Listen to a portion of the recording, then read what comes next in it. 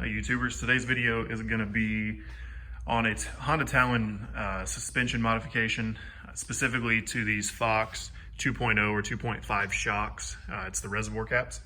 So what I'm doing today is I am installing these JC Racing 2.5 reservoir caps. I got the black finish with the anodized red caps on them.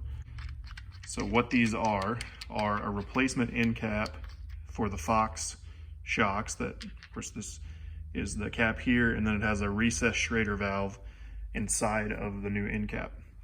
So these three, one, two, and then the one in my hand, are the factory caps, and they use like this self-healing rubber bladder.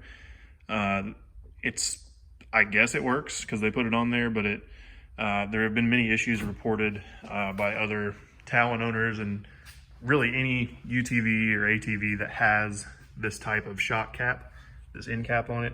They have a tendency to leak down. So it's recommended to have 200 PSI of nitrogen in these shocks, and a lot of people are reporting somewhere between 80 and 100 PSI.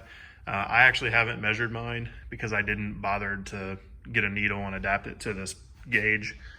So I'm just swapping everything out and then recharging them with nitrogen. That way I know where they're at. I'm hoping to get a little bit of ride improvement out of this. But like I said, I'm not gonna have quantitative measurements to say, oh, the left driver's side shock, or excuse me, the rear driver's side shock was 95 PSI. I'm not gonna be able to do that. One thing I do wanna say, if you're gonna do this, is you don't have to take the shocks off the machine. It will give you a better working angle when you're trying to get the C-clamp and all that out. But it's not 100% necessary. I've got this floor lift, so it obviously makes things a lot easier.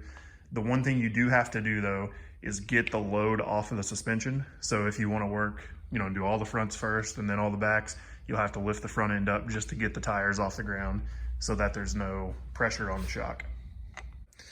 So the tools that I'm using for this are from Schmitty Racing Suspension, I think is their brand. Yeah, Schmitty Racing Suspensions. So what I bought from them is the fill tool with the no loss chuck on it. It has a bleeder button here. This gauge is glycerin filled. I opted for the 400 PSI option. It's got a shut off there. You could hear some of the nitrogen coming out. Then I bought the 8-foot rubber hose, as well as the 600 PSI regulator. So everything from this brass fitting over is from Schmitty Racing Suspensions. The regulator, the hose, and the fill chuck with the gauge on it all came from them. And then this 20 cubic foot bottle of nitrogen I got at a local welding supply store. So all in all, I think I've got right around $300 in materials, excluding the caps, which were about another 120. So it honestly was a little more than I was wanting to invest into this, but I plan on having this machine for a while. And I have had previous machines before that have needed a little extra nitrogen charged into them. Plus I've got a buddy that's wanting to get in on some of the nitrogen as well, so that'll cut a little of my cost back. But without too much more rambling, I wanted to walk some of you guys through how this works, or essentially what all it entails. So the first thing you'll want to do is you've got to get the nitrogen out of the shock. And in order to do that, I just got, let me see what size drill bit this is. It's a 3/32 drill bit I'm currently using. And what you want to do is center it up where you would typically fill or check your level.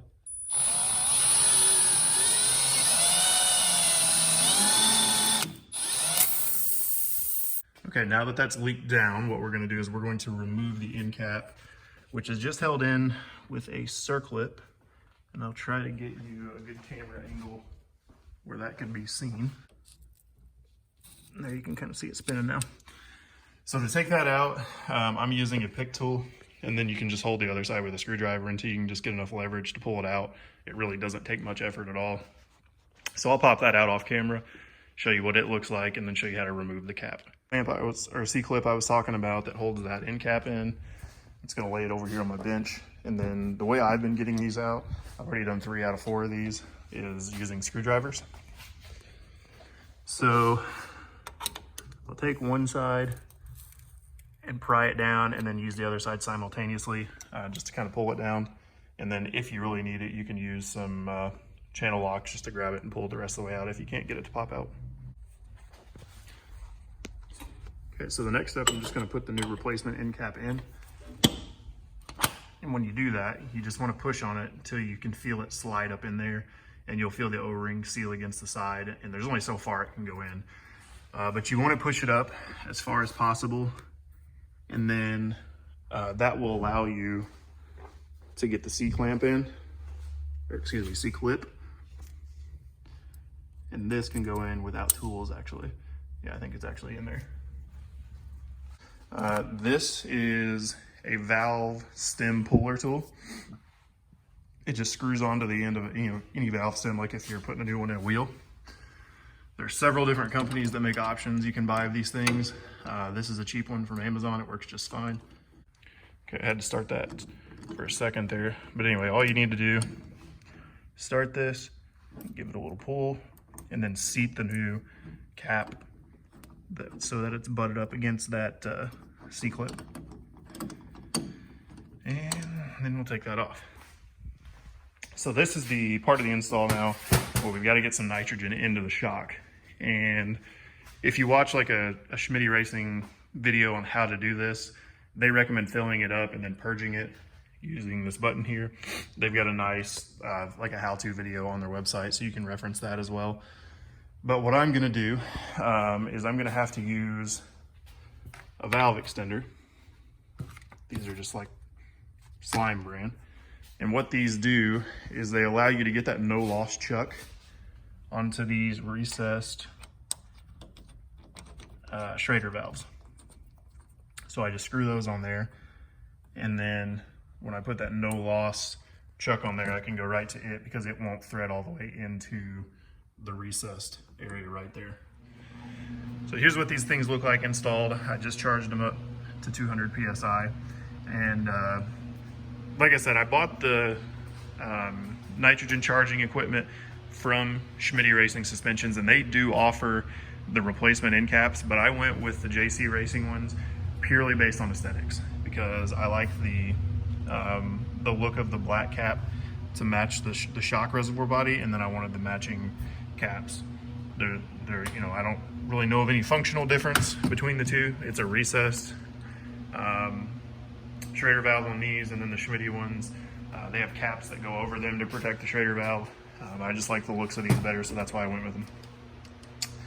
So I'm going to see if this will help out any at all in ride quality. Honestly, I'm not really expecting much, but I'll get it out on New Year's Day and see how that goes and report back. And if you have any questions on any of this stuff, feel free to reach out, leave a comment below, and I'll respond as quick as I can. Like I said, you can find a lot of information on Schmitty Racing Suspensions on their website. They've got some embedded videos that show you how to do this stuff. So I really didn't want to go into too much detail on the nitrogen part of things. And yeah, thank you for watching. Please consider subscribing and stick around for more content.